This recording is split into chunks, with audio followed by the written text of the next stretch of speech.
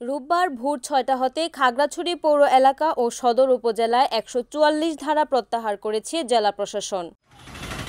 শনিবার রাত ৯:১৫ থেকে এক পরিপত্রে ফৌজদারি কার্যবিধি ১৮৯৮ মোতাবেকে আদেশ প্রত্যাহার করেন জেলা প্রশাসক ABM ইফতেখারুল ইসলাম খন্দকার।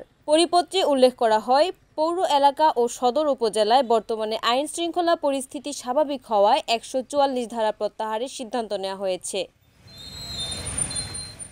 এদিকে গুইমারা উপজেলায় জারিকৃত ১৪৪ ধারা এখনও পর্যন্ত কোনো সিদ্ধান্ত জানায়নি। এর আগে গত ২৭ সেপ্টেম্বর জেলা সদরের সিঙ্গিনালায় কিশোরী ধর্ষণের অভিযোগকে কেন্দ্র করে যুগ্ম ছাত্র জনতার ডাকে জেলায় সকাল সন্ধ্যা অবরোধ চলাকালে পৌর এলাকা ও সদর উপজেলায় আইন শৃঙ্খলা পরিস্থিতির চরম অবনতি ঘটায় জানমালের ক্ষতি সাধনের আশঙ্কা থাকায় ১৪৪ ধারা জারি করে প্রশাসন।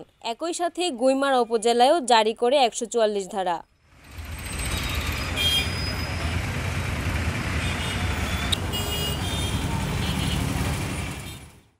রিপোর্ট করেছেন বিপ্লব তালুকদার, NNTV, খাগড়াছড়ি।